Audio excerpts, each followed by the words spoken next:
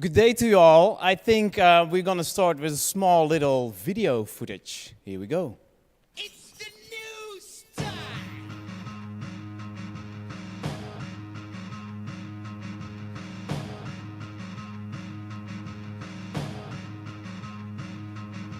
Hey, mama, said the way you move, make you sweat, gon' make you groove.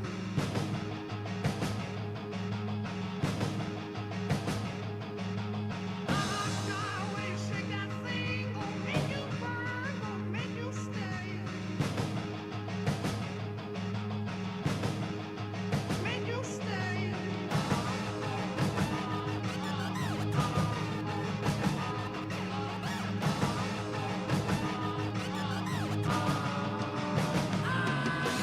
Can't stand it. I know you're with it. I'ma send it straight to Swallow. Yes, ladies and gentlemen, welcome to Dragons Chapel! Yes! A warm welcome to Marienburg here in the wonderful 's-Hertogenbosch, one of the most beautiful cities, obvious, of the whole of the Benelux, if you would ask me. Also a warm welcome to all of the online viewers watching live right now, especially a big fat welcome for all the dragons that I will introduce to you, and of course all the pitchers that are anxiously waiting for their moment of fame coming up this very afternoon.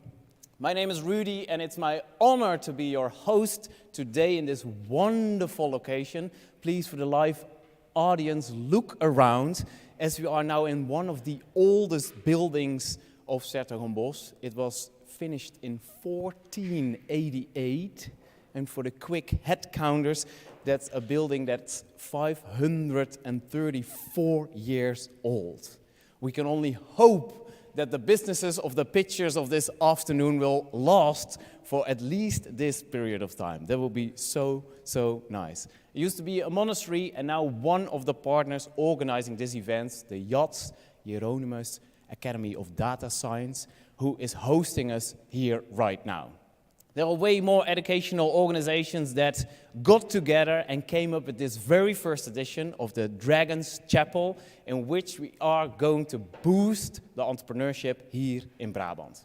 There will be so many different initiatives going along, and I will tell you what's going on. They get exactly 2 minutes each. There will be individual pitches, there will be pitches done by duos as well, and afterwards there will be 6 minutes strict for the Q&A. And my smartwatch will then be my best friend, because 6 minutes is 6 minutes. At the entire end of the program, there will be the networking drinks, and often enough on these stages with pitchers and entrepreneurial events, that's the highlight. So we will try to keep it all in check, in line. So here we are at the event. Let me introduce you to the dragons, and before I do so and hand the mic over to them, give them a round of applause for the 7 dragons here in front of us. And I don't know, I will start with you, Charlotte. Do you have the mic, or maybe you can speak in this one? Welcome to Den Bosch. Yes, thank you. Tell me what is the fund that you come from? In fact, you actually don't come from a fund, because maybe that's a good thing to say. Venture capitalists, business angels, pre-fund, ROI. There will be so many in-depth terms coming along, but you are part of the InvesteerdersClub. Can you tell us what the InvesteerdersClub is about? Yes, the InvesteerdersClub is a club for informal investors, and we invest with private money. So we don't invest for a fund, it's our own money, and we don't have to, how do you say that? I forgot the word. No approval to the investors that we invest for. So. Excellent. Maybe this one is open as well. Next to you, Charlotte, is sitting Sven. You come from Eindhoven. You have a lot of experience with building companies, selling them off, but now you're here from the perspective of Lumo Labs. Yeah, that's right. Thank you very much. Very happy to be here. My name is Sven. I'm one of the founding partners of Lumo Labs, and we are a fund based in Eindhoven at the high-tech campus. Currently running a 20 million fund, investing pre-seed, seed, so early stage, mostly software companies, and yeah, doing that with a lot of energy. And I used to be an entrepreneur, so entrepreneur turned investor. So for me, this is also a new startup, running this fund. But yeah, looking forward to the pitches today. Excellent. You can hand it over to Lisa. Lisa, you're all over. You come from Amsterdam. You work with Curiosity VC since recently. Yesterday you were in Belgium, in Ghent. You go all over because you have a focus on startups, not only in the Benelux, but also in the Nordics and the Baltics. Correct. Can you tell us a little bit more about Curiosity VC? Yeah, of course. So we are an early stage VC, a little bit later than Lumo Labs. And essentially you can come to us when you already have a product in market with some early traction. Whereas you can also go to Sven when you have an idea.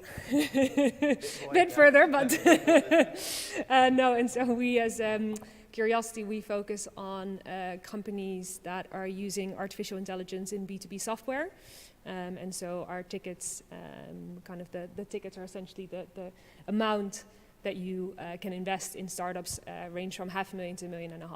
Yeah, so that's a big difference as well between the dragons that we see here, maybe the smaller funds starting from 5,000 euros and you go all the way up to 1.5 million. I will hand over this mic to Frank because then we don't get it intertwined. Frank and also Edward, not even the pitchers come here as individuals, but you also come as a duo. Please tell us what Startersmove and BrightMove and Starterslift is about. I will hand you this microphone so we don't get it mixed up. Yes, thank you. Starterslift is a fund for friendly student startup loans. We provide loans in the most early stage when there's only an idea and you want to validate it in the market. Excellent. Hello, my name is Frank. Well, I'm managing director of BrightMove. BrightMove is a bit the same like Starterslift.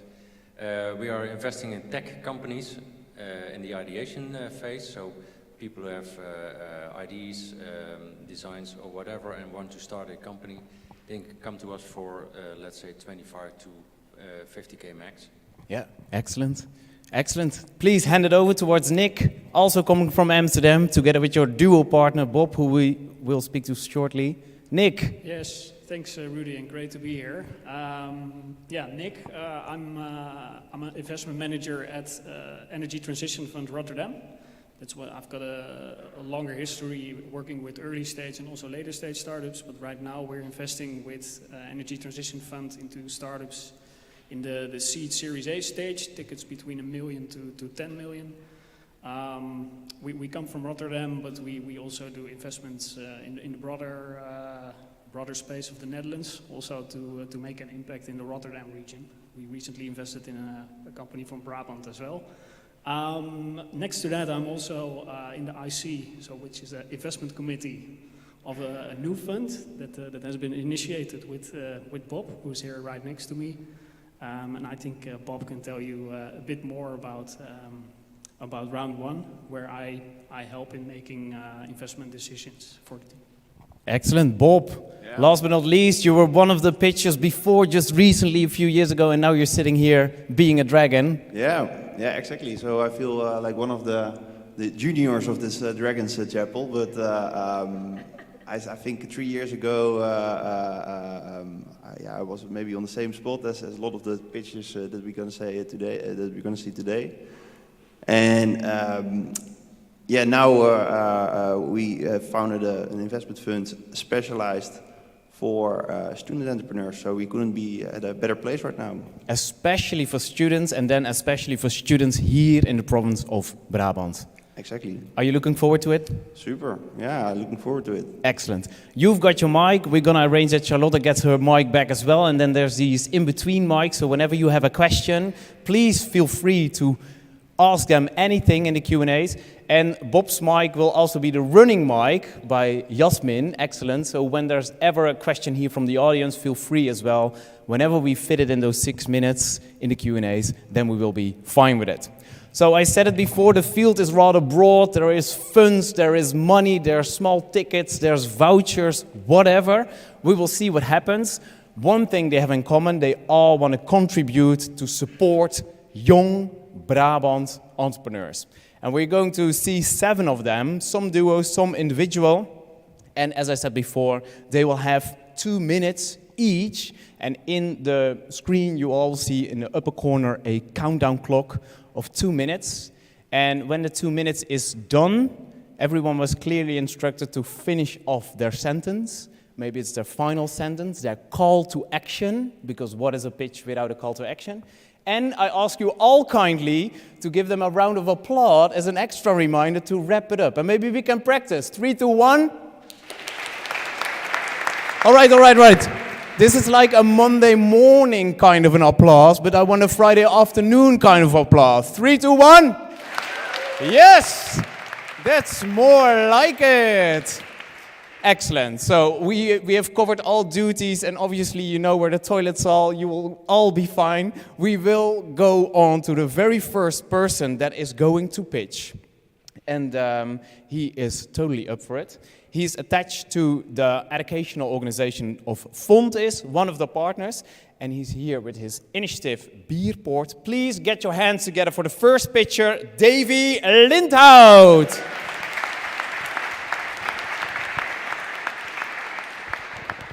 Thank you, Rudy.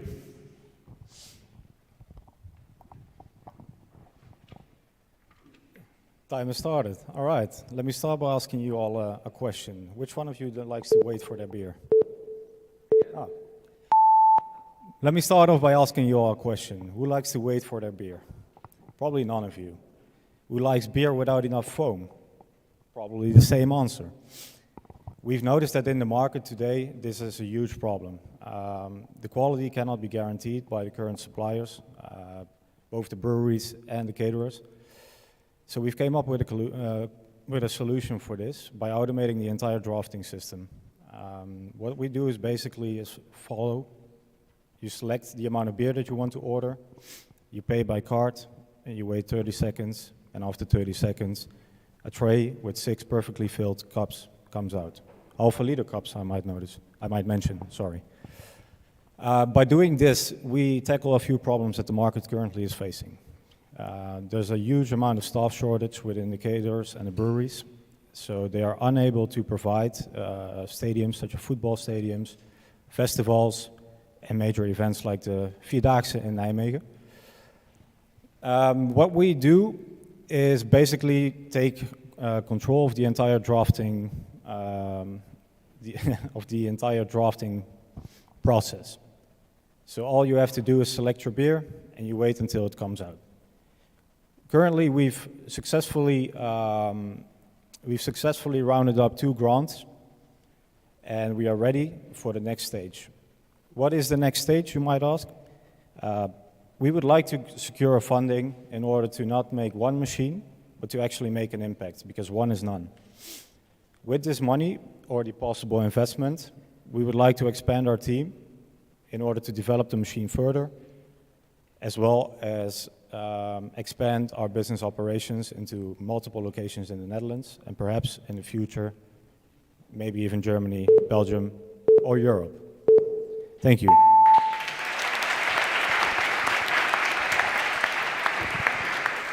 Davy, you did it. I will press play. 6 minutes on the clock. Any questions? Yeah, I can start. I was just kind of curious how you deal with the legal drinking age. How do you check kind of ideas and ensure that the person in front of the beer port, especially, is kind of the person that is maybe showing their ID, or how do you check that? Good question, and a question that we get asked a lot as well from our clients. We always have someone securing if the person is actually in fact the person that they are that is on the ID. On the picture you can see the point where it says touchscreen. For this event, the age check was done beforehand, so only if you were 18 plus you could enter.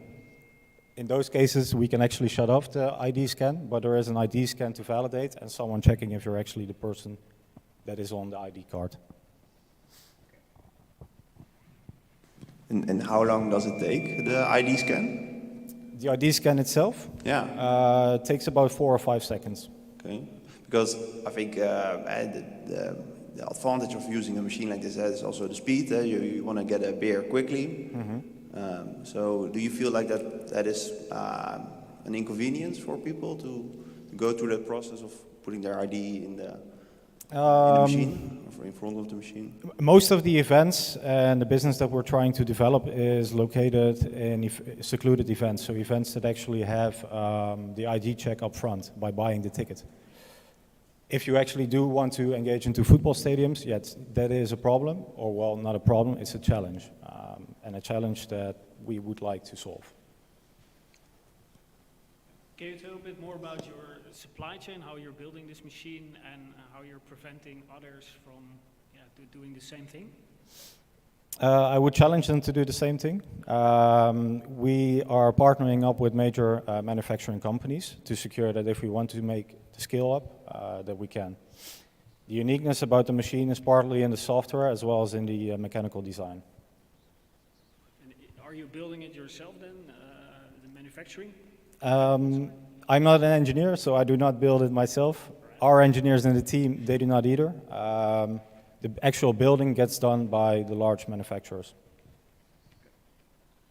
So you discovered a problem yourself, and now you look for a solution. That's super, of course.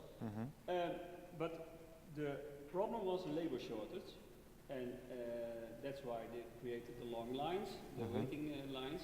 So you invented a beer robot, yes? A futuristic coffee machine that actually pours beer, yeah. Now you're selling beer, you're not selling robots. Why is that? Why did you Why did you choose to sell beer? Why is that your business model? Well, the business model actually is in the machine, not in the beer itself. But there's multiple revenue streams that are possible that you can choose out of. One of them being every liter that goes through the machine, we get an X percentage. The other one is you can actually buy or rent the machine itself or take those revenues at a fixed price. I have a question for you. Is there any protection possible on the machine, on us? Because I can understand that if you are looking into reverse engineering, maybe it's easy to copy it, or what's your answer? Basically, if you can look inside the machine, yes, you could possibly build the structure, but then you also have the custom embedded software running, which is hard to copy.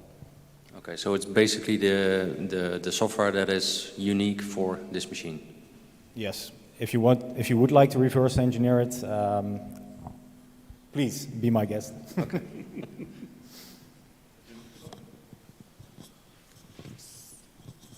So do you think you can expand your target group to private parties? If you have a large party, you order one of the... Sorry, I did not completely get it. Do you think you can expand your target group to private parties? If people have 100 guests, that they can rent one of the things? Possibly, but it would not be the direction that we would like to engage into. We would like to engage into the large events. Okay. So because the large events have more people and the problem is actually bigger. So how many beers can you get from one? From one machine you can currently get 6. It can be either one or 6. But how many beers in one evening? You have 6 beers per 30 seconds, one order. If the machine runs at, let's say, 70% capacity, I would have to do some quick maths. 12 beers a minute. Let's say, okay, I'm kind of lost here now. Sorry. No worries.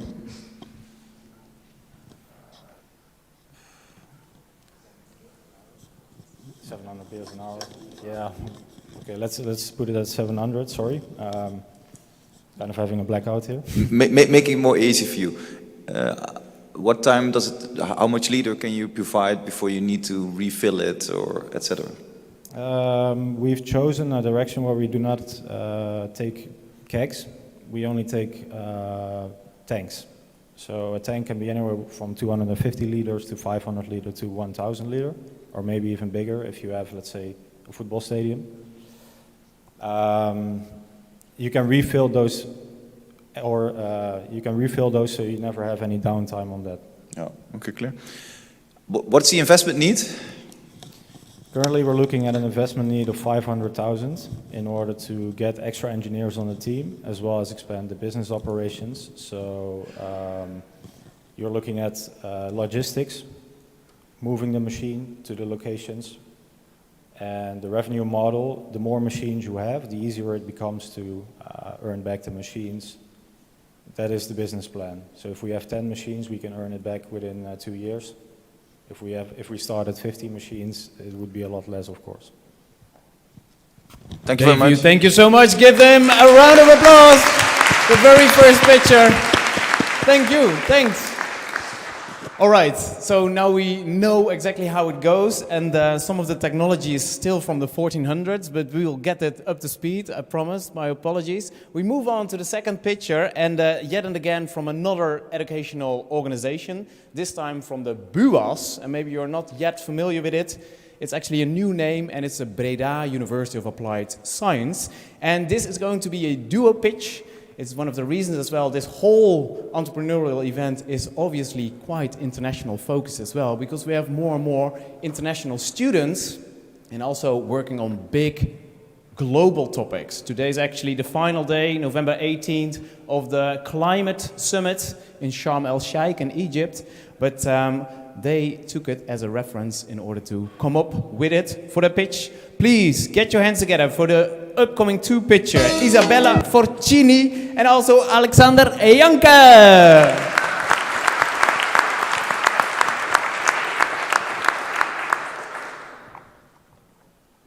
Yeah. Hello everyone, I'm Isabella, this one is Alexandra, and we are the co-founders of Climate Streamers Foundation. And we have a question for you. Well, as you can see from the picture here in the back, we have two young ladies throwing soup at a painting. And what we would like to ask you is, who thinks this is not the right way to fight for the environment? Please raise your hand. Yes, great. I agree with you. In fact, for many, many years, I struggled to find my own place in climate movements because of these extreme and polarizing actions. And similar for me, I didn't even know how to get started, how to become active in climate activism. I was more scared that I would be judged. And we're not the only ones, as in the statement you can read behind me.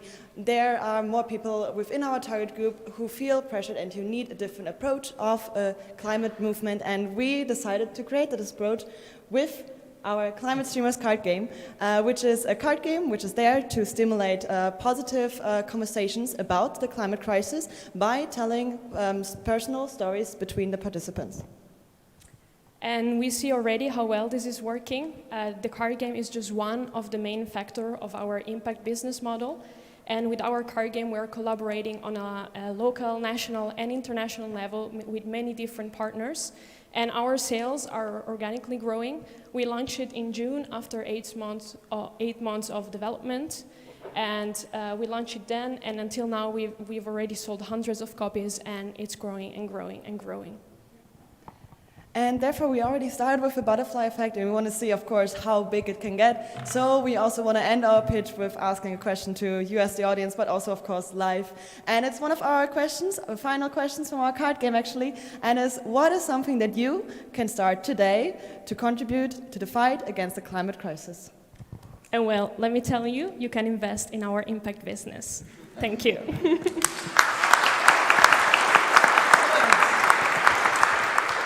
That was exactly within 2 minutes. My smartwatch is my best friend this very afternoon. Who's got a question? I already have a question. Thank you very much for the very positive pitch. Really well done. Thank you. The thing is, you're saying you have that card game. How do you protect that card game of being copied or other things? So how do you really claim this as a unique advantage that you can have also going forward? Yeah. Well, first of all, the concept is co-created with our target group, so we invested a lot of time in talking with the people.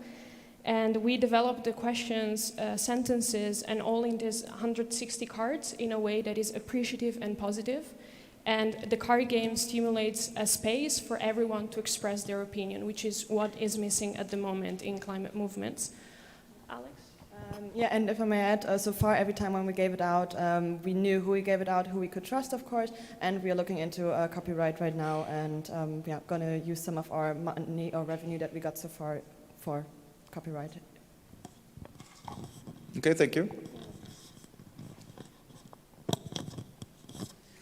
Well, so hard. A super urgent and big problem, of course, you're addressing, and you facilitate people to have the conversation in a good way. How many people do you want to reach, and how are you going to do that? As I mentioned before, we started on a local level in Breda. We got a subsidy from the municipality, so we started small, and we're slowly trying to get big in the Netherlands first, and then we hope to have an international movement. And, well, our goal, of course, is to attract as many people as possible, because the climate crisis affects everyone. So I would say, well, thousands of people, but at the moment it's, sorry? Millions, yes. We're starting with thousands, yes. We're starting with thousands, we're moving to millions, hopefully. And how are you going to achieve that in the millions in terms of which markets are you going to approach first, and what distribution strategy do you have? Are you going to target like B2C and the end customer directly, or are you going to do it via partners? So far, it's always, by word of mouth. So as soon as we promoted it, it's a lot of times universities who want to use it to facilitate conversations with their students, and otherwise it's also other climate organizations. So therefore, right now we are in contact with some in also the UK, and every time that we give it to someone, well, we make it that they, of course, also buy not just one, but a couple, and they facilitate it further and further and further. And another pillar of our business model is consultancy, so it's very B2B, so we're going to businesses, organizations, institutions, and we're using this card game to facilitate conversations, so it's a bit of both.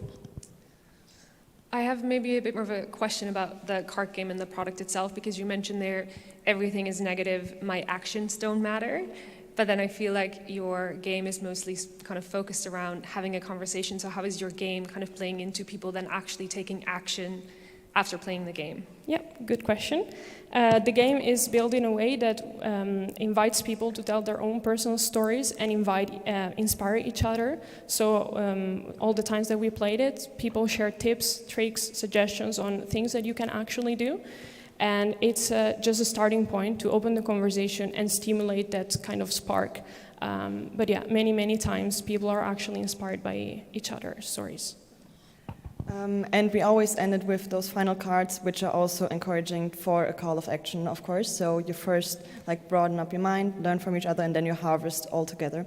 And I mean, thank you also for the question. It perfectly brings me, I do have a couple of teasers for you guys, which we're going to hand out after this question round. And then if you're curious of playing it with us, please always contact us. We're free to facilitate a workshop with you.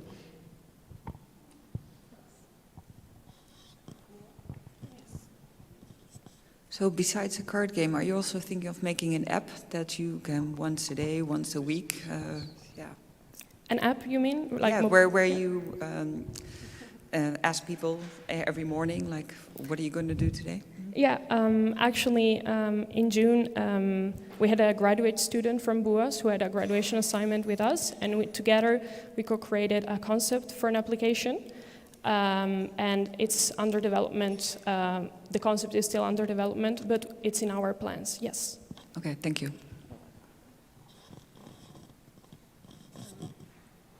Yeah, I can come with one final question. I'm kind of just looking at this image, and I think obviously what they're trying to do kind of in a negative connotation is also bring the climate discussion to life in people that don't think about it. Yeah.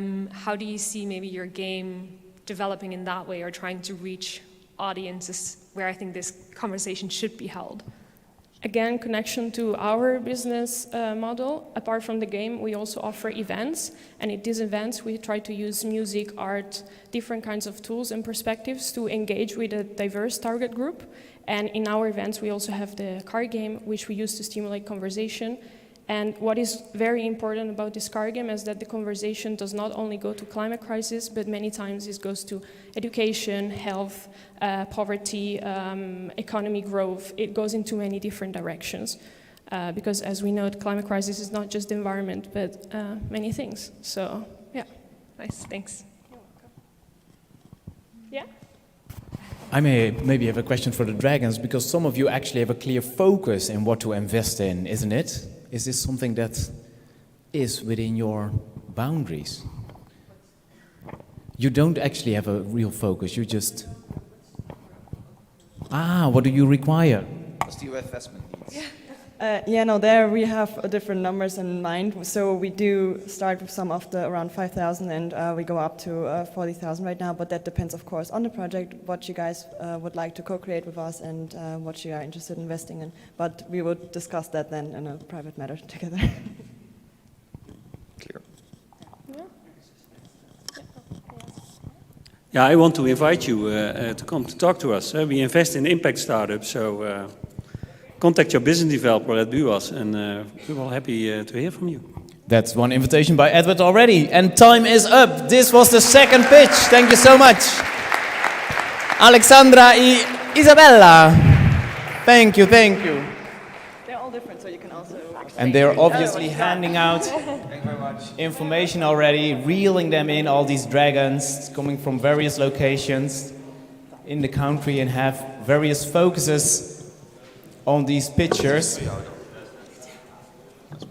And we hope you're all doing good here in the audience in this beautiful chapel, but also at home. Maybe you are getting inspired already for taking action or maybe starting your own business. So much is possible. And I had just a conversation with the Dragons before, and there is just heaps of money laying out there, so that shouldn't be the problem, if you would ask me.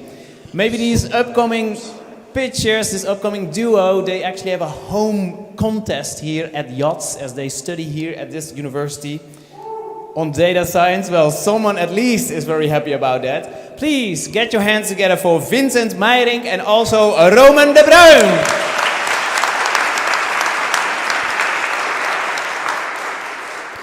Thank you. All right. So I will just wait for this countdown to start talking. So good afternoon to you all. I would like you to imagine that you are an online retailer. About half of your revenue comes from the bol.com platform, where you sell 2,000 unique products. Now you would like to earn some more revenue, so you consider advertising. Managing a product ad takes about 2 minutes per day. So if you have 20 products, this takes you 40 minutes per day. If you have 200 products, you already need a full-time job. Now if you have 2,000 products, like we do, it becomes impossible. So what do? You contact bol.com and they tell you, well, just select 10 of your best performing products. However, we tested our software and we found that for every product you do not have an advertisement, you lose about 20% of potential revenues. And to Concuse, a software tool for creating and managing sponsored product advertisements on the bol.com platform. It's fully automated, available 24/7, and optimizes your campaigns using artificial intelligence. Your fee is proportional to your advertisement spend, so that we can grow together. Who are we? We are just two guys who experienced that problem and decided to fix it.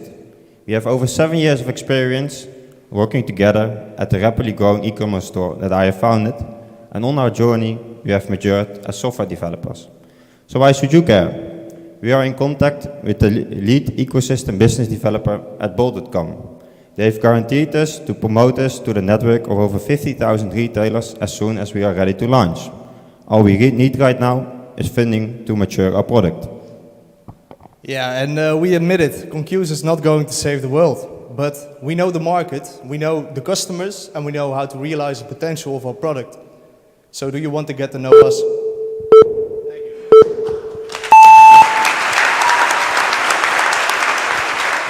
Roman and Vincent, any questions? So you mentioned that kind of this product is specifically relevant for those who have over 2,000 products, I think you said. And so of kind of the 50K retailers, I think, of all that you mentioned, how many actually have that? Vincent can answer this one. There are around 50,000 active retailers on the bol.com platform. And what we can see is around 50% of them are selling around above 500 products on their store, and hopefully that answers your question.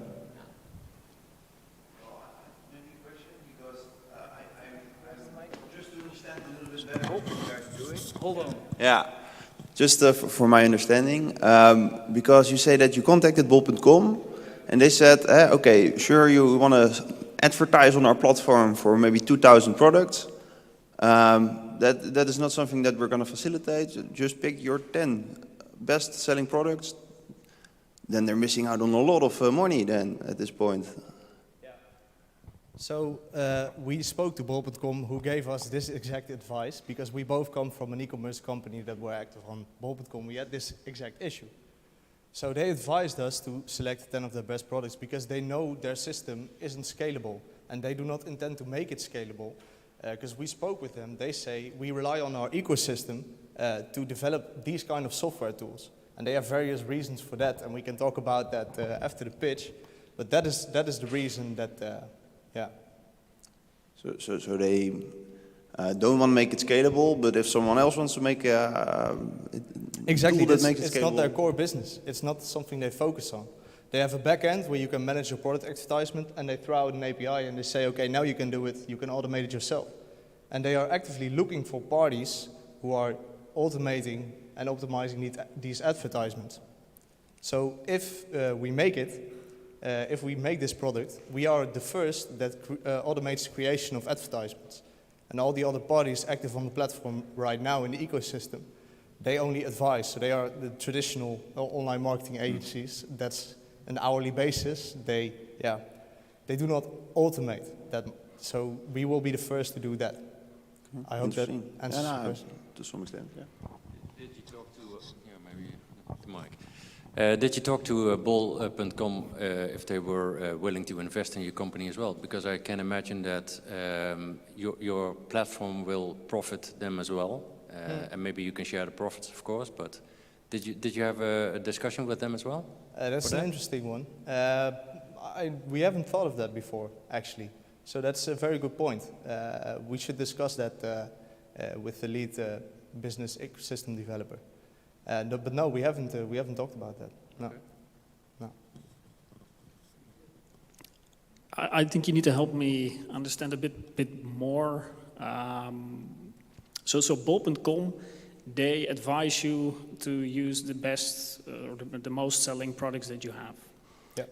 Isn't there also a reason for that? That you have the best return on the advertisement money that you're spending related to your revenues? I mean, aren't those lower if you go to the lesser products? Yeah, so of course I can't speak for bol.com. They of course have their reasons, but what I interpret from their answer is you select the best products because you can only effectively manage a small amount of advertisements.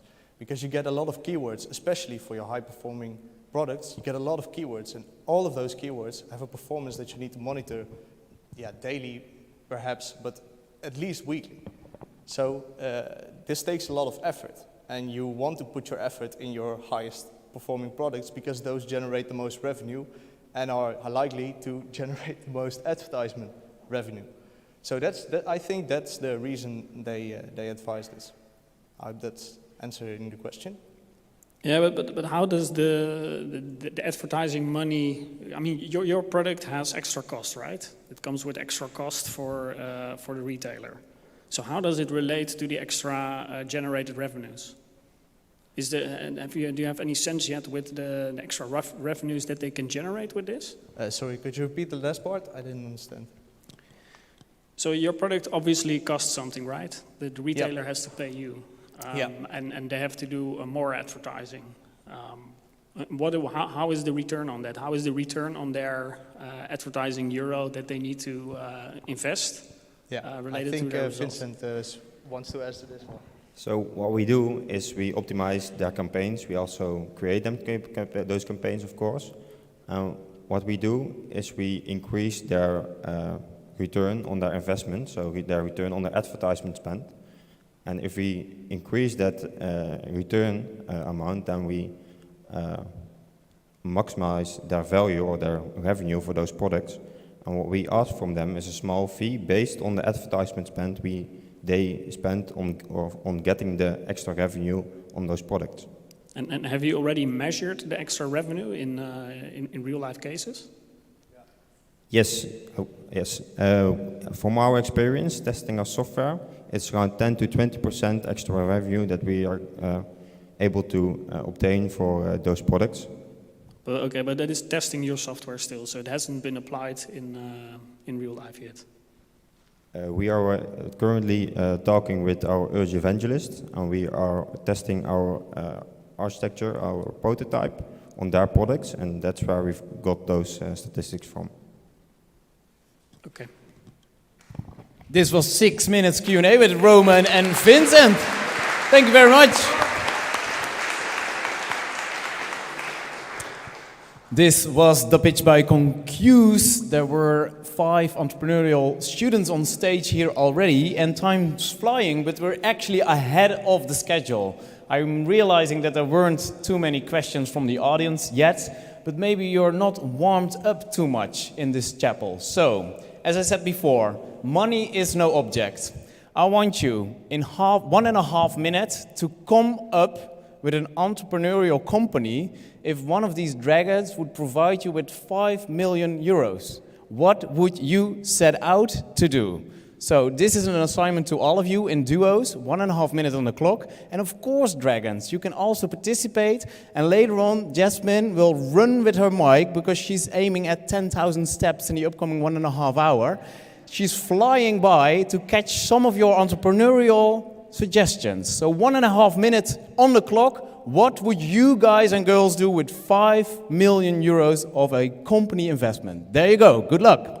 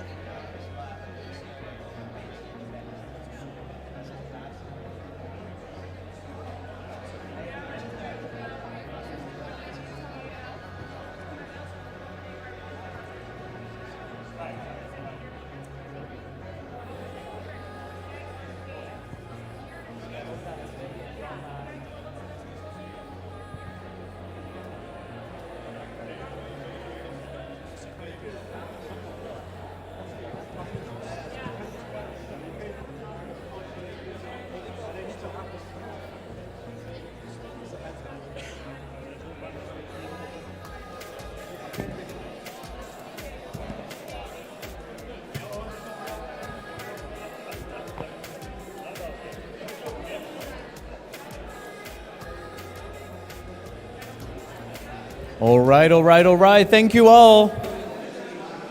Thank you all. Great small little brainstorm. Also for the dragons here up front. Thanks so much. My smartwatch is super strict on the pictures, but also on you, Sven and Lisa as well. Jasmine, you're in the middle of the crowd. Just pick a few and ask them, what did they come up with? Okay, so are you ready? Did you discuss it? Yeah? Yeah?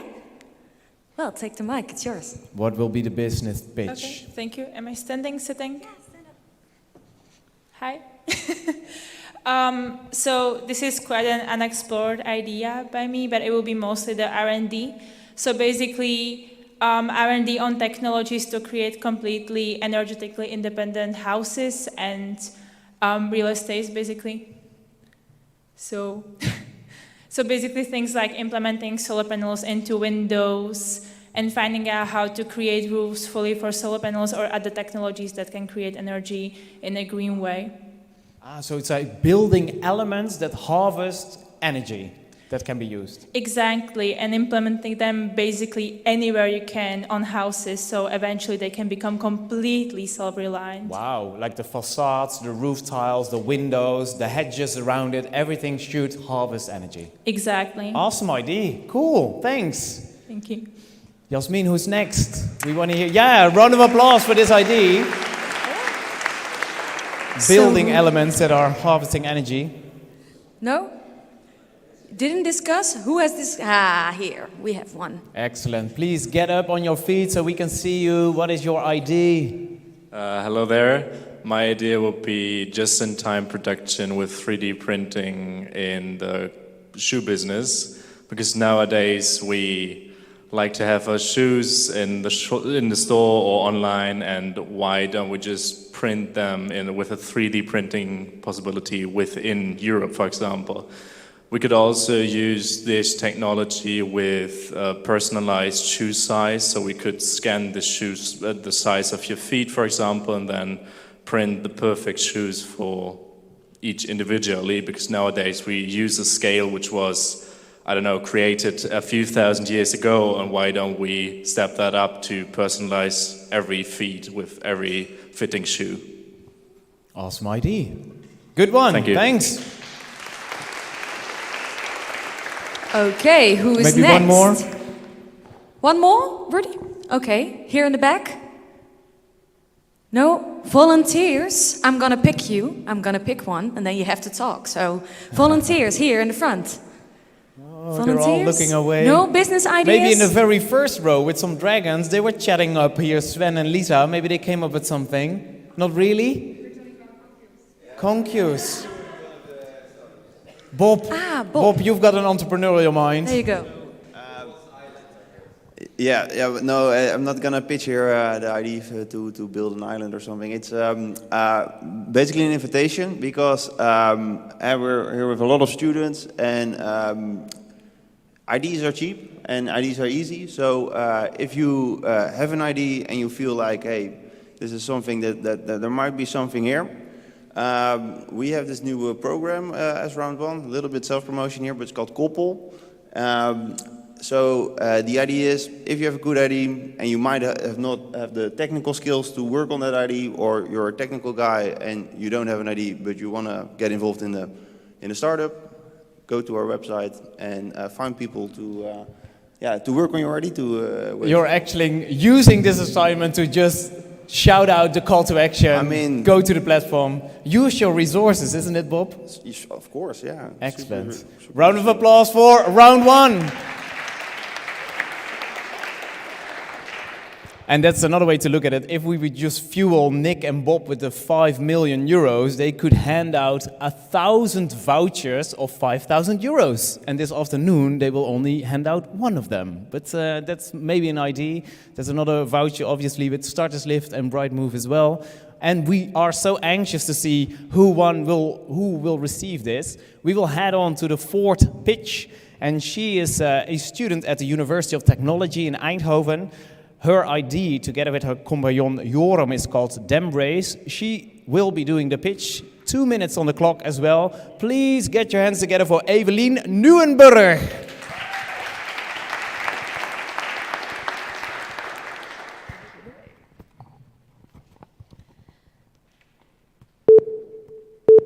Let's get ready. Ever more organizations are buying into the idea that serving their community is an excellent strategy for sustainable growth and transformation. But more often than not, there seems to be a disconnect between what management thinks people want and what is actually at play in the community. So they do what they call participation. Surveys, interviews, social media polls. The result? Numbers and statistics. Not bad, but pretty far removed from what is actually at play in the community. When was the last time you filled in a survey or had an interview for a project? And did you actually feel heard and connected to the project afterwards? We need to change the narrative and stop seeing the crowd as a coal mine full of data to be extracted. The crowd could be a mind capable of complex problem solving. But what do you need to facilitate that at scale? Well, my co-founder is a system designer and I am a participation and community expert. And together with our Together with our advisors, we've designed and refined a methodology, simple at core, that turns a group of people into a brain of brains. But to you, it will just look like a simple app that connects you to your community and makes you all feel heard. And for leaders, they will finally have an option that goes beyond cold statistics. They can talk, with DemBrain, they can interact with the community as if talking to a supercomputer made of people, a community intelligence. At first, we will provide our expertise and deploy our services, but over time, we will start to automate this process, and the automated process will become the cornerstone of an application serving a massive global market.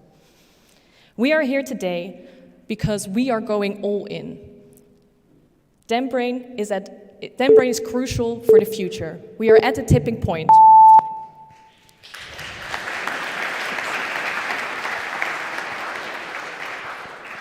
Excellent, Evelien. Joram is joining you. Any questions by any one of you, maybe starting with the Dragons? If I understood correctly as well, you're going to sell this to like governmental institutions, right? And if so, who's then going to be responsible for putting the end user in the end? So right now, we are selling a methodology, a service. So right now, that's on our side. But as we are building this up, we will also be teaching the governments how we do this, and in the end, once the product is a standalone application, they can just use the data and the signups that they already have through digital platforms. But those signups, they come from you? Like, do you encourage those signups initially, or how does that work? Yeah, it's a cooperation, right? So we know how to do it, and Evelien is an expert and has like studied exactly like the best ways to reach people, and it's multimodal, and you need to interact with lots of different communities. In the end, we are going to be the kind of the keeper of the method, and they're going to be the ones going out and building their networks, right? And we would be interested in pursuing a kind of franchise model where community builders in the communities themselves are picking this up and really spreading the word. Because I indeed get a lot of those surveys, actually, living in the city center, that's true. But, I never fill them in. So I'm kind of wondering, how, am I then going to have to download an app, or how are you going to incentivize people like me to then participate when they're not participating in the survey? Yeah, well, the survey is also kind of boring and kind of like, okay, yeah, I'm going to fill it in, but then what am I seeing afterwards? What we really want to do is make it bigger, make it more community driven, start with big events where people are coming together, get them motivated and hyped up. And also the incentive is really about people's private needs, right? So what we're saying is you have needs and you want to share them and be heard because you want something to change in your community. And so we don't need to provide a monetary incentive because everybody here has something, a little pet peeve in their community, a little pet peeve in their municipality that they want to see addressed. And that's what we're tapping into, just making it much easier.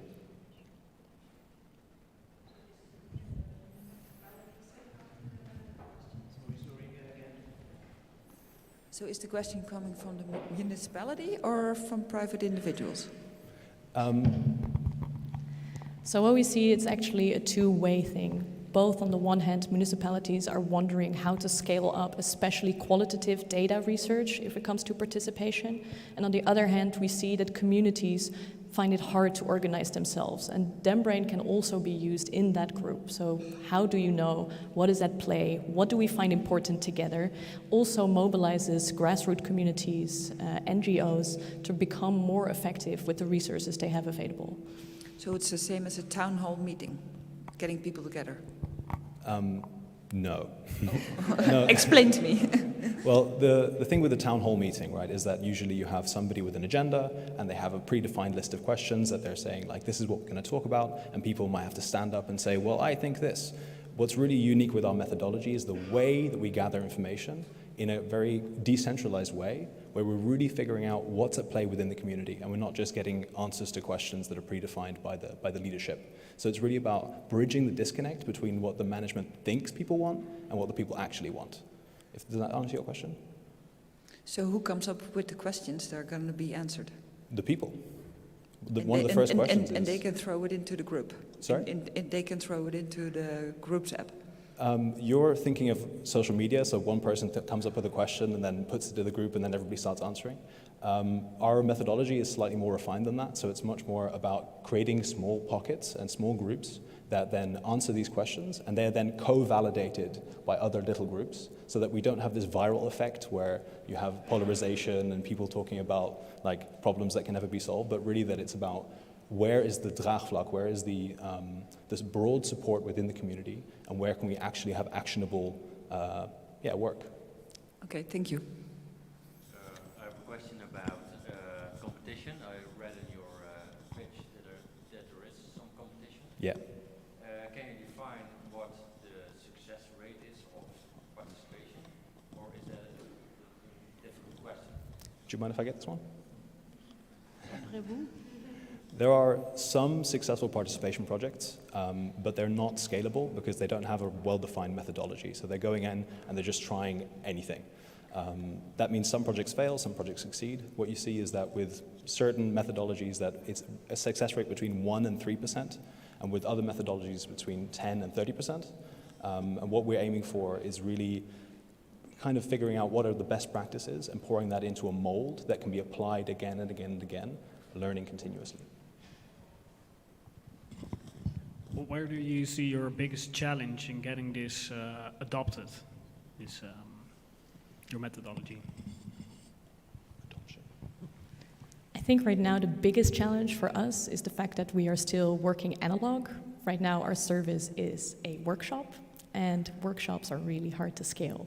So we're working on our technical MVP, and we want to really start with this grassroots, first deploying it among students, create success stories, and we have already connections in municipalities that are looking at what we're doing, and we just want to show that we can indeed do it. So right now, let's get this tech off the ground. There's another quite a big barrier to adoption, which is the fact that we're right now at the beginning of a paradigm shift within participation, going away from this kind of quantitative only into this qualitative space. With AI and all these new technologies. So for a lot of people, and we have one of our potential customers here that was really scared of diving into this new way of working, and that's going to be something that we're going to have to be a thought leader in the space for, and say, hey, we can move away from this 25% of people think X and towards this dynamic interaction with the crowd. That's going to be hard. Thank you so much, Evelien and Joram. Thank you.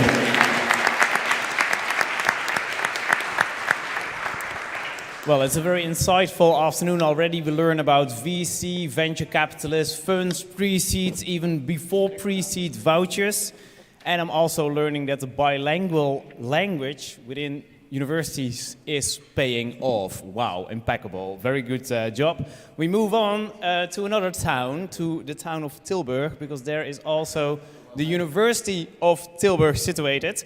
And she will be doing our upcoming pitch. Her name is Anouk van Anrooy with Goed Zoet.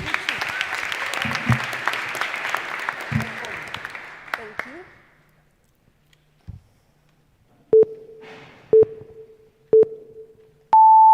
Now, I also have a few questions for you. First of all, raise your hand if you like the sweet flavor.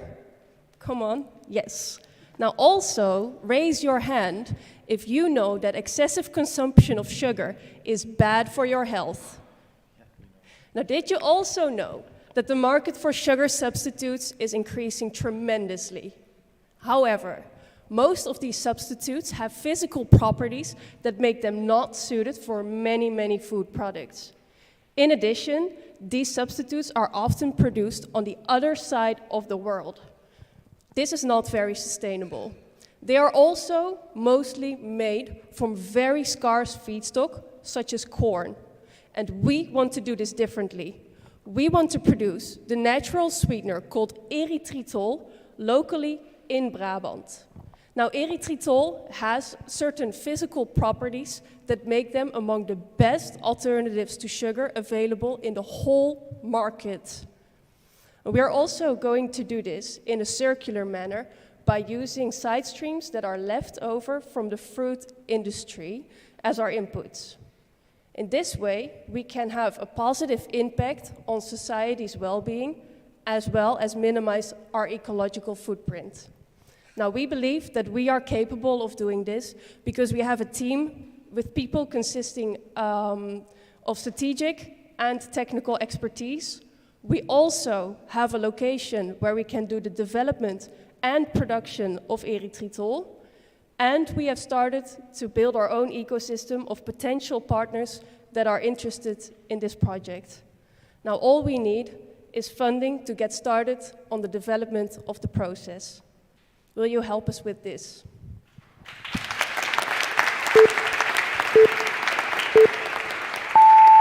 And as we go to the Q&A, my partner Daniel will hand you out some coconut cube, which is sweetened with the erythritol. So if you have a nut allergy, do not eat it. But otherwise, you can try to see what it tastes like. It is also vegan, by the way. Let me repeat that. Whenever you have a nut allergy, do not eat it, because otherwise the whole event goes to ruins. But there you go. Any questions for Evelien? No, not for Evelien, for Anouk, sorry. Did you make this already yourself? No, one of our potential customers already works with erythritol, and they produce this. Yeah. And where are you in your development? Can you tell a bit about that? Yes, so I would say we are still in the ideation phase. We have the partners that believe in this story, but we do not have the technology yet. So that's where we need funding. This is the food industry. It's quite capital intensive, right? We need to run a project to start developing the process. But our technical partner is actually also in on this project because they believe that this is a good project, or it has potential. Yeah.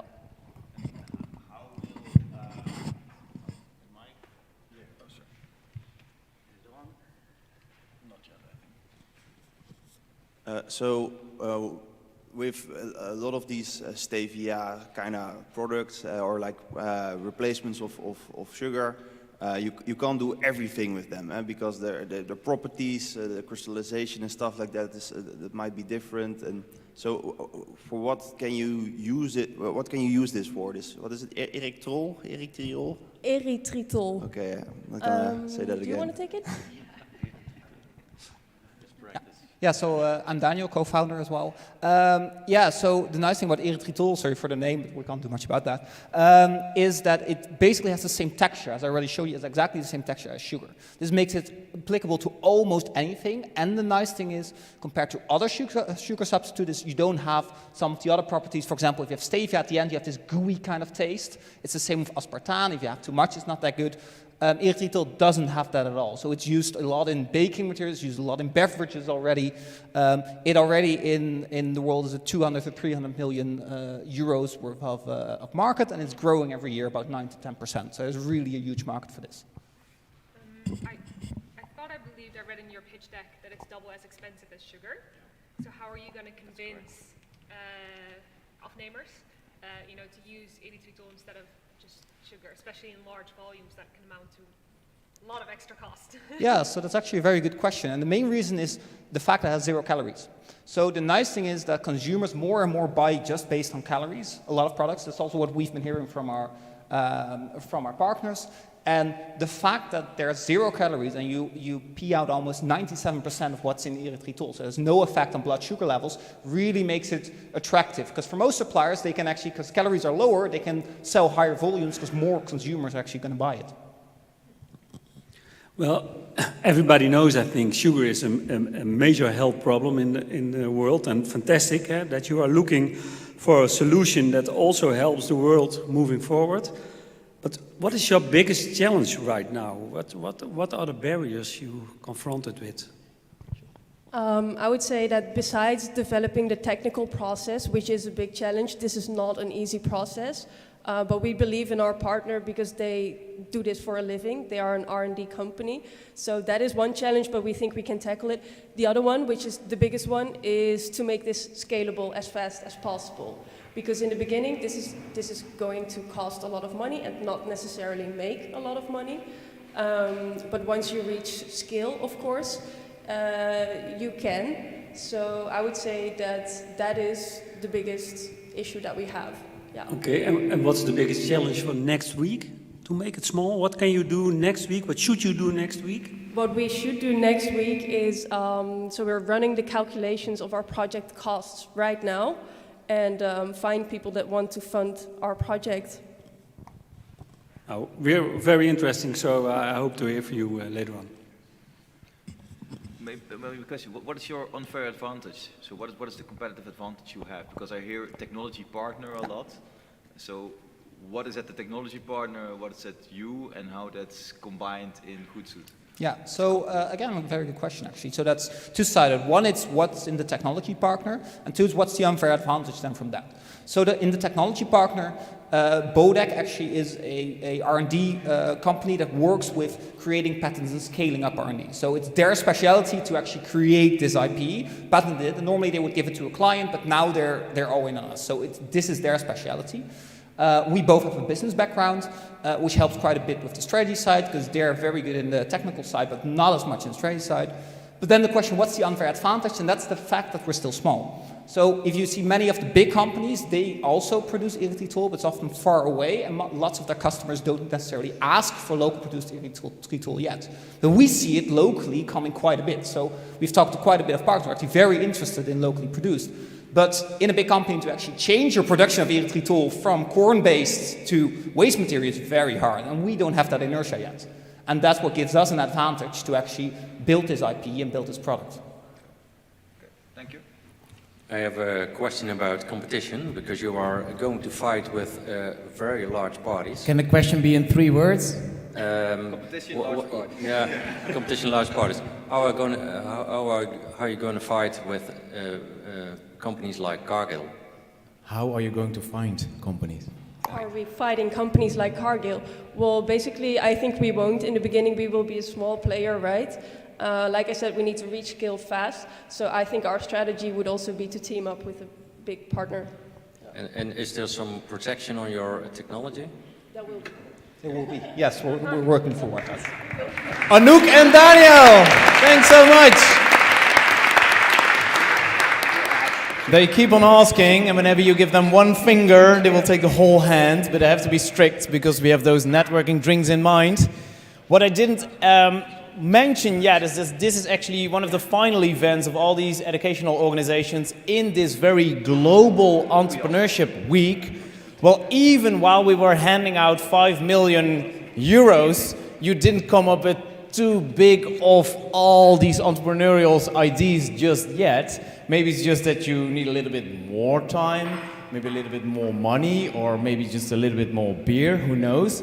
But for this upcoming intermezzo assignment, we've now seen 5 pictures, knowing the Beer Port by Davy, Climate Streamers by the 2 lovely Italian young entrepreneurs, Concuse by the gentleman Vincent Roman. We've seen Dembrace by Joren and Evelien, and just now we saw Daniel and Anouk with Goedzoet.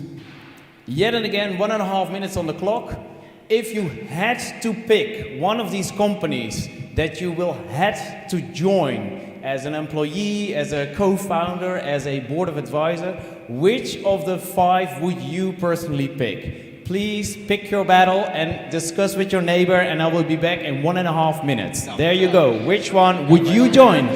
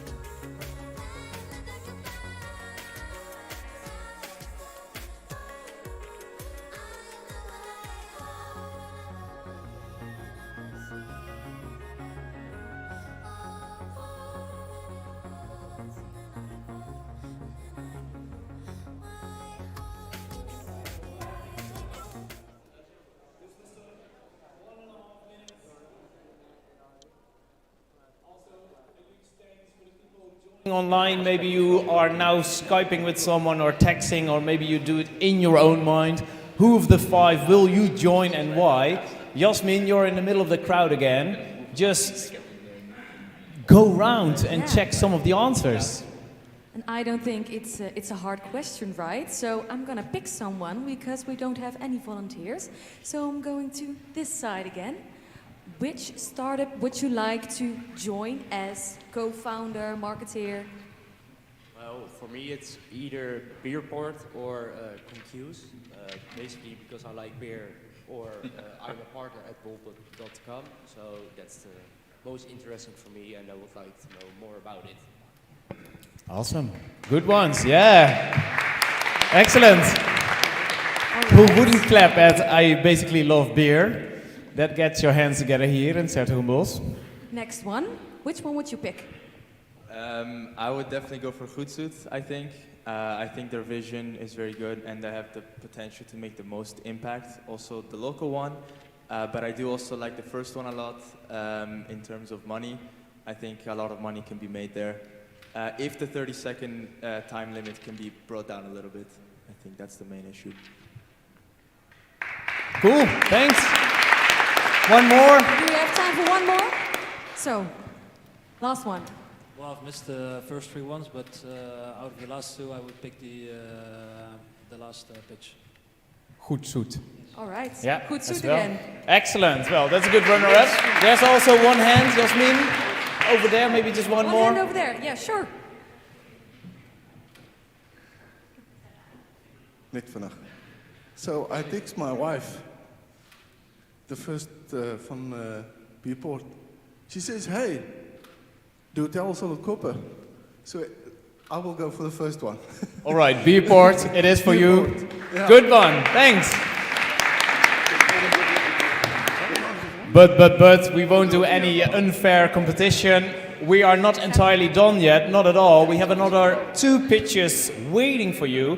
And for the next one, we will go to the educational organization of Avans. And yeah, there are some fans, that's excellent. And here's actually a demo piece being put down already. She will tell us all about it in her pitch about Live and Connect. This is a student connected to Avans, Elodie Zwart.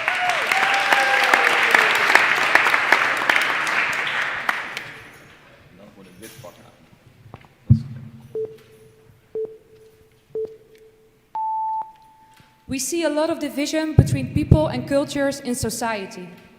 But we believe there's a seat for everyone at the table. With our designs, we stimulate connection between people, but also want to make a social impact by making few people seen or involved. I am Elodie Zwart, proud owner of Live and Connect, and I introduce you the Connect Table. It's an interactive table where people can slide their blocks in their own patterns. The table will be used in public spaces where you can use it by yourself or work together.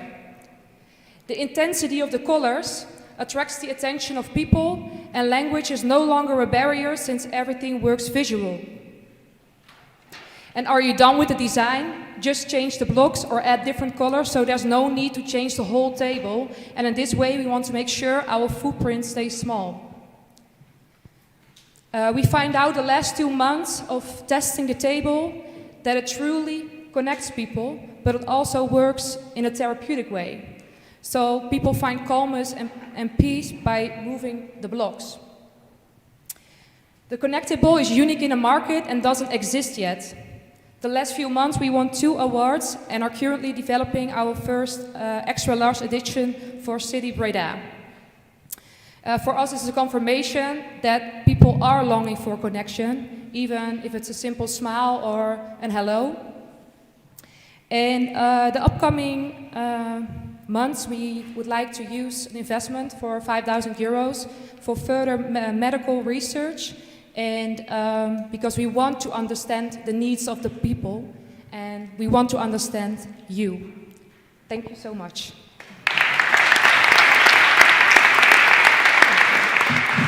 Excellent, thank you very much. Please step next to the table so we can see you. Any questions? Yes, I have a question, yeah. I was reading your pitch, of course. You want to target 3 markets, of which one is the medical one. Is there any scientific substantiation in for the medical market? Because I think you need it if you are going. Yes. So if at this point we had a crucial test phase of 2 months, which is works great for the social market now. But in this test phase, we find out that there is a bigger market for the medical market. But that's why I love to invest, if I would win the prize of €5,000 for further research in the medical market, to talk with experts, to see if we can develop different colors, maybe for different kind of emotions or kind of illness, or maybe think about different structures of the blocks. So yeah, this really needs more time to develop. Yeah. Thank you. Where's the material made from? Blocks? At this point, it's made from resin. It's epoxy.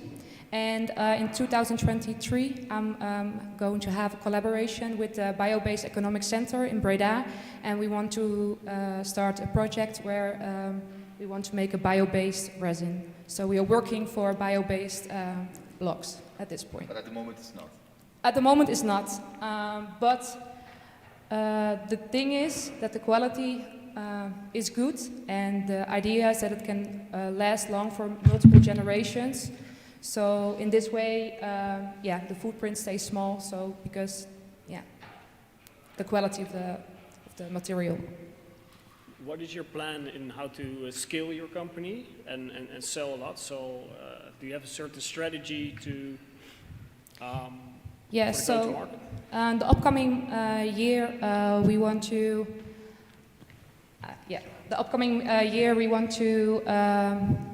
take time for developing. Sorry, I have like a little bit blackouts.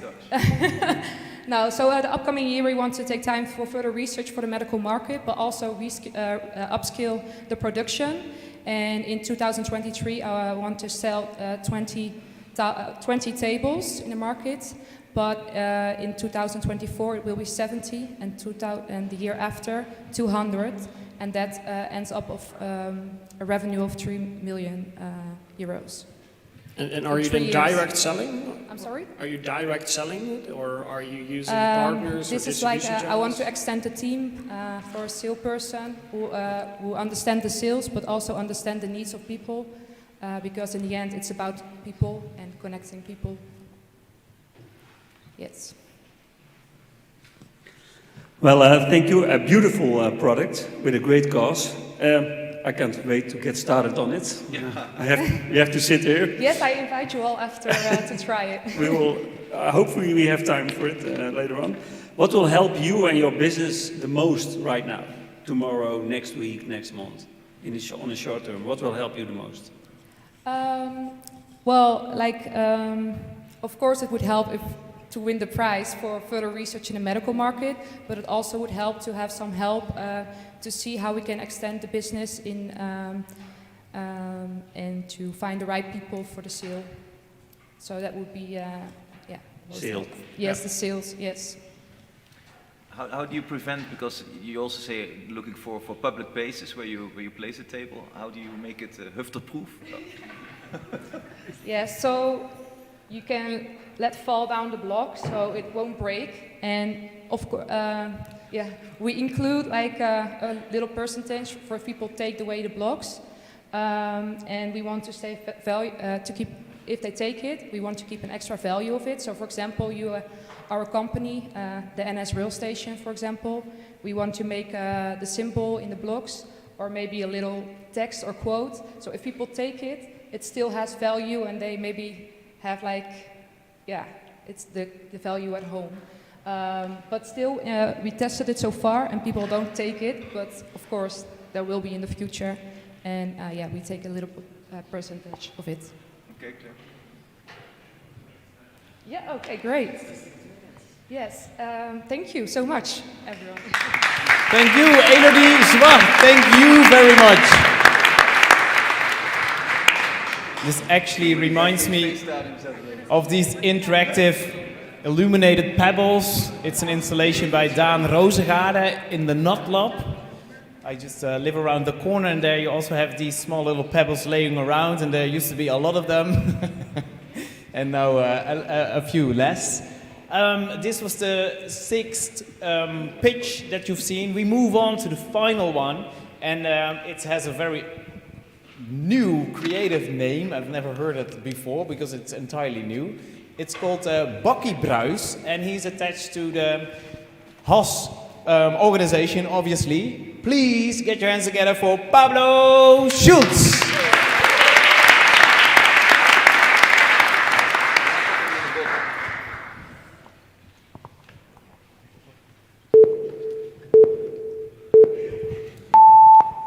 So in our culture, we don't drink espressos in between the beers, but we do work hard and we do get tired. So we also don't have like a really interesting soft drink menu in most places. But when we get tired, we feel like we want to go home, and it's a bit sad because we might miss out on good memories or special conversations. So as a creative food innovator, I try to come up with something new. Try to bring something totally new to the market. I had an internship at a coffee producing company, and there I let my creativity run wild, because I'm a guy that really thinks in flavors. So I saw this coffee product and I made sparkling coffee out of it. It has never been done before. It's a coffee soda with balanced flavors, complexity and an aftertaste. So this resulted in Bakkes, and that's a name that actually only makes sense in Dutch. But with Bakkes, I want to show what coffee can be, and I want to offer people an interesting way of drinking coffee in the afternoon, evening, or maybe in the night. I'm going to peek 1 second.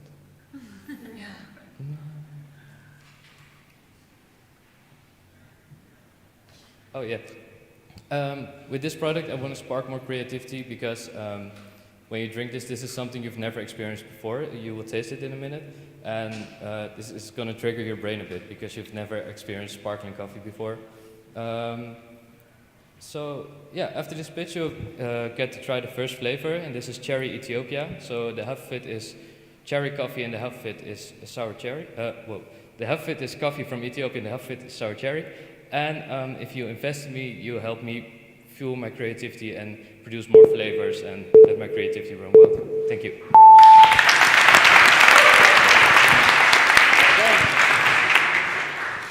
Well, what's more Dutch than a nice cup of coffee? Huh?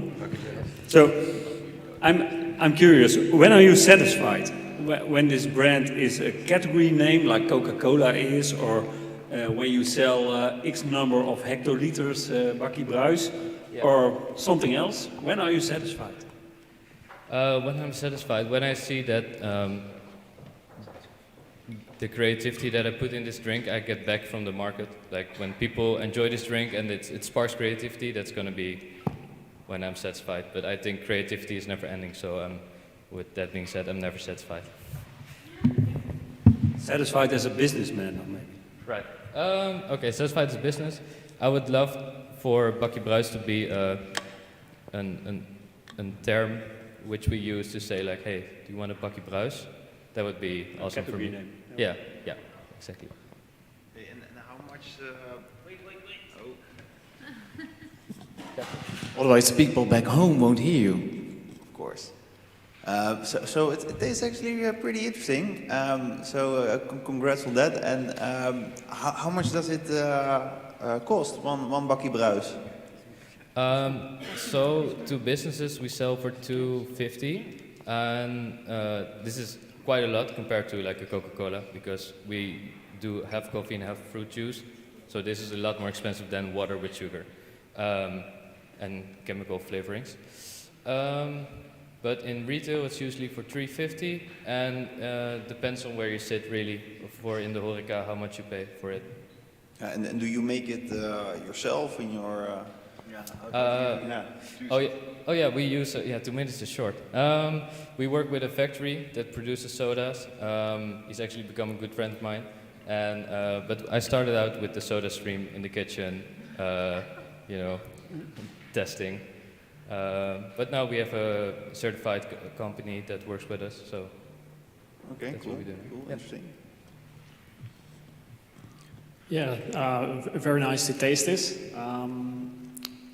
Have you done any market research or any data on the market here, and why you think you can sell a lot of these drinks? We are like in the middle of research, so we try to launch as quickly as possible. So that's why we launched with one flavor instead of a whole product line. So we didn't want to do like 4 years of development before we launch. But we're getting data now like a lot, and one thing that I found very interesting is that the target group was supposed to be between 18 and 30, but it's more like 20 till 35. This is what we get back from the market right now. I am a very big coffee snob. Right. And I really like this, and it's funny because like as I was going through your pitch, I was also thinking about like for a while I've been looking for a klimate alternative. Yeah. Because it's not here that much, but you see a lot in Berlin, and it's exactly that pick me up where you don't feel like drinking yet, but you need the caffeine. Right. So it's nice. But I'm kind of more thinking like, are you already selling this? Where are you planning on selling this? How are you kind of envision this kind of coming to the end user? So I'm a food innovator, so I try to, what I love to do is come up with new products. So for me, I don't want to sell this company right now, I just want to keep creating, keep doing things. Not the company, I mean the drink. Oh. How are you going to sell the bakkes? Oh, how am I going to sell it? Yeah. We're going to do a lot of marketing. We're going to do, and we stop by at horeca winkeltjes waar, yeah, direct. We go in, we have a passionate talk about a passionate product, so this usually works out very well. And do you have already a couple of horecazaken that you are kind of selling this, or do you already have a couple of bars? Yeah, where we you're selling do. this? Sorry, it's hard with the microphone. Yeah, we do. We sell in Den Bosch and Den Haag and in a few other cities, but we're starting now, but we're slowly expanding. Nice. Yeah. And what's the volume until now, what you sold? How much did we sell? I think we sold like not 1,000 bottles yet, but somewhere we're going there. Yeah. So production to scale up is there already, so you could scale up easily. Yeah, we could scale very easily because it's my old internship company that does the coffee, and the other one's a friend of mine. So we're relatively quick in the business to scale up. And the recipe, how do you protect it? Or? Recipe is not really protectable because I can protect this recipe, and then if you want to put like 10 grams more sugar in it, then I can do anything. But the name is protected. Bakkenbruis is the protected term. It's trademarked. I have one more question. So in the pitch deck it said that you are promoting it for an afternoon drink. What's the competition then in the afternoon drink? Is that a beer or wine or the spritzers? I guess, yeah, but those have alcohol, so that's kind of a different category. And like Coca-Cola has caffeine, but it's not really. And I think like an energy drink, like a Red Bull, might be competition, but it's a very different flavor profile. So I guess it sounds pretentious, but we're obviously very new, and this hasn't been done before. So I don't think we really have a direct competition right now. And then if for an afternoon drink, what would you eat with it, if you're a food and drink expert, to combine? I'm not sure yet. Okay. Because you get hungry at around 5. Yeah, I think it would go very well with dessert. I don't think steak or anything like this would go well. I think a lot of desserts will open up the flavors. Yeah, then maybe it's more an after dinner drink. Yeah. Yeah, okay, thank you. To close the meal, yeah.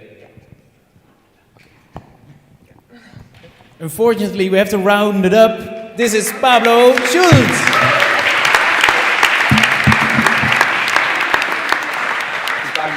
Yes, we've seen all 7 of them, and now we are going to ask 4 of the dragons kindly to go to the actual Dragons Den, as there are 2 vouchers to be handed out. So Edward, Frank, Nick and Bob, may I please ask to join my colleague Katja over here, just to wrap it up, please. And then 3 dragons will remain. Excellent. So, in the meantime, they will take a few minutes to wrap their heads around it.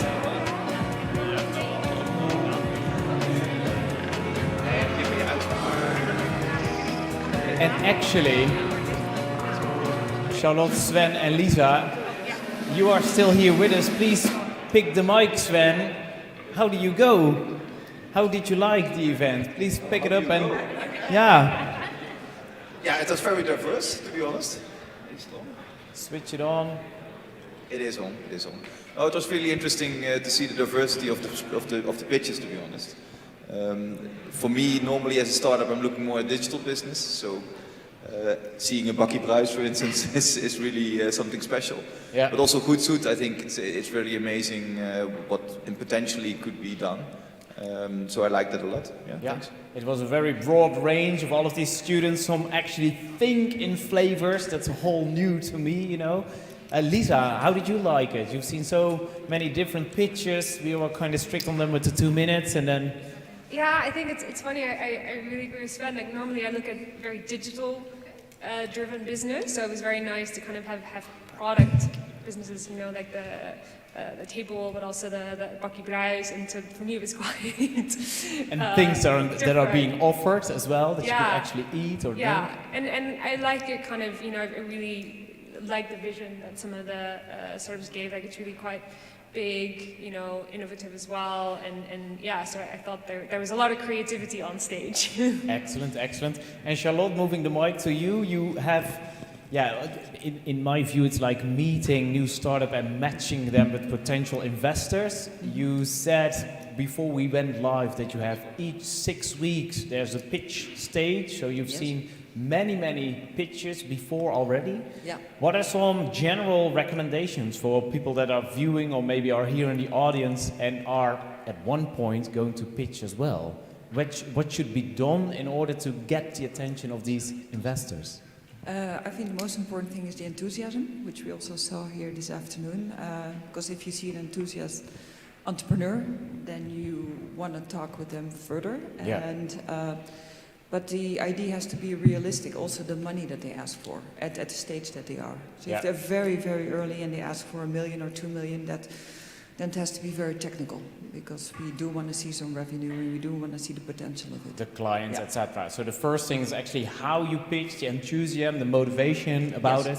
And then actually the investor is thinking, what's in it for me? What's the ROI, the return on investment? But also the potential of working together with the entrepreneur, because I think as an informal, you need to have the click with the entrepreneur, which is very important. Sven, you actually in your life sold a few companies already. Like, how is that going? How does that work? Stressful. Say again? It's very stressful. Stressful it is. Yeah. How come? Because everything comes together at that point. So and it's a hard negotiation on selling a company, and sometimes you have to give and take. I think that's also a very important one. So know when you need to take a deal and not walk away from the table. And did you in one of these cases had actually several potential buyers, or was there also just one? No, it was most at one point you deal with one company to really get to the terms at one point, because at one point you also get into a kind of exclusivity to negotiate such a deal. Yeah. Because otherwise it takes a lot of time and money on both sides to get such a deal done. Yeah. And Sven, maybe a personal question. You have been an entrepreneur. You have been working for bigger companies. You were one of the employees. Now you're a fund manager all of a sudden. But what if this was done as well and you could start entirely back over again, upcoming year, 2023? What would you dive into? What kind of an entrepreneurship company would you set up once more? No, at the moment, of course, being a fund manager just started, so that's my thing now. Yeah, definitely. And for the rest, I think that's also the last thing in my career that I want to do. And then go to that island you were referring to. Yeah, and then I go to the island indeed. Buy that one for 5 million euros. But the most important thing, at least for me as an early stage investor, is that seeing these teams being built up. I think the energy, the the positiveness, the seeing potential of an entrepreneur is really sparkling. And I think that is the thing that drives also an early stage investor in seeing that vision of entrepreneurs and teams and helping getting them there. Yeah. I think that's the biggest drive I have. It's not even the financial drive which is behind. To really make it happen. Yeah, to see things come true, definitely. Exactly. Yeah. Maybe we can ask Yasmin once more to take over your mic and run into the audience and just ask around what resonated with the people in the audience. What did you like? What did you see? How did you get inspired with one of the pitches or maybe the way they were answering them? So I'm gonna wake you up here in a thought. So what did you inspire most about one of the pitches? I was thinking about Bakkie Bruis because it was a special that kind of entrepreneur who is still going strong along his own road, not thinking about other things, other questions he was asked. So I think he needs a kind of a team around, but he still goes after a year, 2 year, 3 year, 4 year. I thought that was kind of impressive. Thank you for your answer. Yeah, definitely. Pablo, a very motivated young entrepreneur indeed. He's sitting there with a big grin on his face. I see it in the wings. Anyone I'm else? curious, what inspired you the most about one of the pitches? I really like the pitch of the sugar company. What's it called? Goed Zoet? Yeah. Well, because it's such a massive market. I mean, the sugar is sold worldwide, and I really like technical stuff, industrial processes, stuff like that. So, yeah, it's really cool that the students are working on that. Yeah. Indeed, it is. Excellent. Here you see again. One more. Job well done, Anouk. That food and drinks are resonating with everyone always. Anyone else? Maybe what have you seen? What are you inspired with? Can I disturb you? Yeah, I think the overall quality was pretty great. I mean, those guys are all just students or wrapping up their studies. So I think they focused a lot about business, about impact, and I think the overall quality was pretty great. Yeah. Yeah. Well, but yeah, thanks. Not one favorite, just all amazing. Awesome, yeah, and they're all handpicked by the educational organizations. And maybe just a small side note from me to you: I'm just a student. It's like refraining your brain in being small, while we just have so many ideas in the group. Maybe you as well. So just go for it, I would say, if we can take that as a cue from this very afternoon.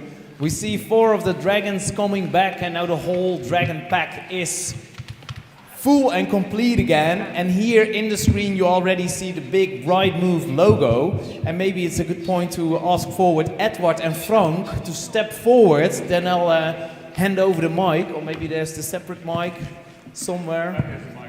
Oh, he's got it already. You have been in the Dragons Den and you have been discussing with the two of you. Take it away.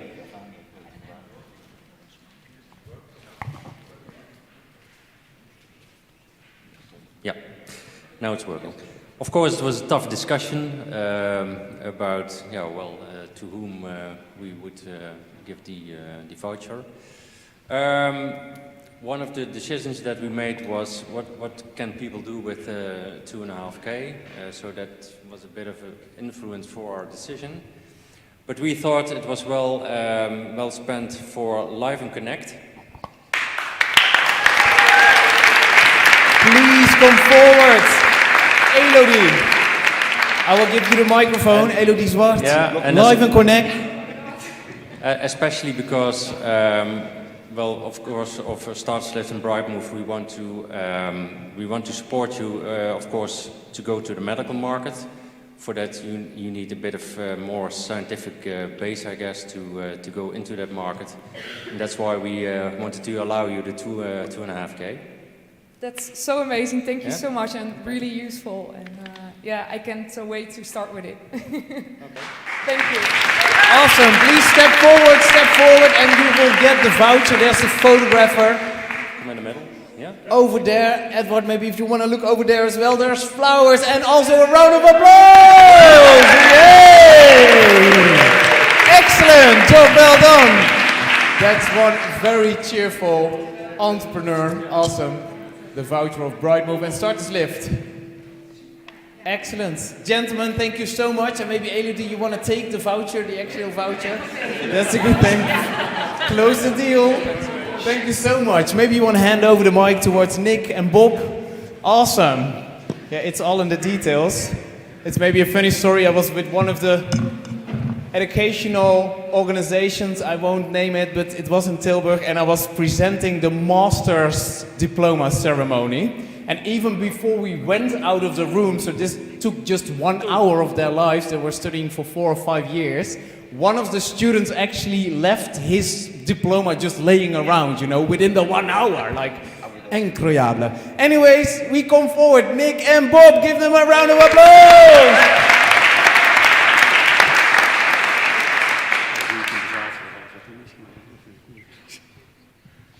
Next slide.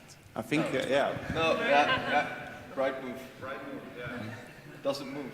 Doesn't move. No, but just take the stage. Yeah. Round one, okay. Bob and Nick. So, first of all, I think we've seen some super interesting pitches, really a wide range of different companies, all with like different things that are super interesting about them. Also a few honorable mentions would be Bakkie Bruis, I think, because I mean, with Bakkie Bruis achter de kiezen in the Dragons Den, yes, that's super, encouraging, and we're fully energized to make a good but difficult decision. What was for us one of the most important reasons to pick the winner of the 5,000K was that this is a circular initiative with a lot of potential, but also that we think that the 5K is actually super useful. So Maybe you do it again. 3, 2, 1. Goed zoet! Yay! Please step forward. Anouk and Daniel, step forward and keep on applauding. They're not yet here. Come on, Anouk and Daniel.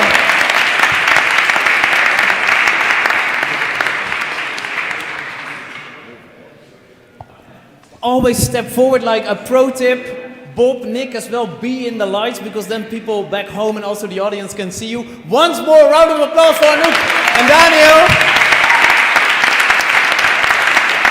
And Daniel, you're actually holding the voucher of 5,000 euros. It's quite a sum of money. How do you feel at the moment?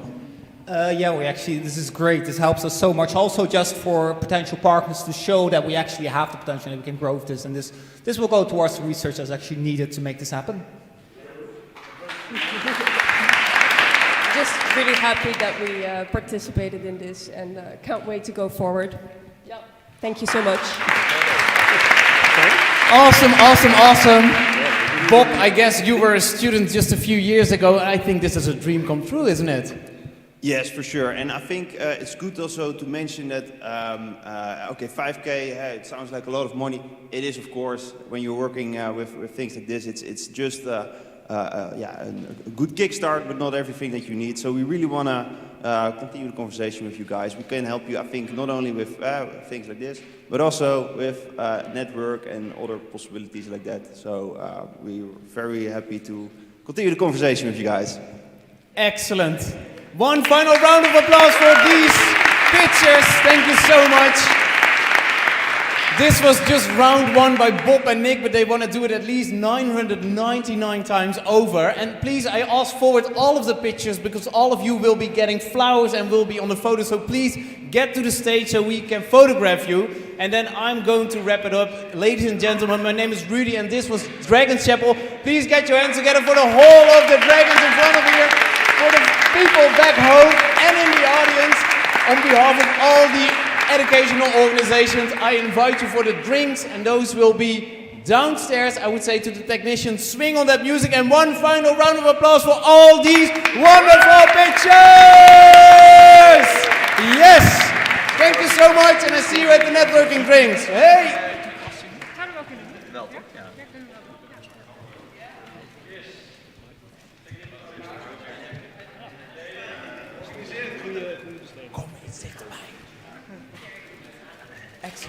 And everyone like 1 meter to the front. Nee, dat is Excellent. Ja, One final time, get your hands together for this first edition of Dragons Chapel with all of these lovely pictures! Impact is weg daar. Dus wij hebben een hele sterke impact focus. More money for the advertising is going no. One more 3, 2, 1 with thumbs up. 3, 2, 1. Excellent. It's time for a drink. We see you downstairs. Thanks for coming by and thanks for viewing as well for the live audience.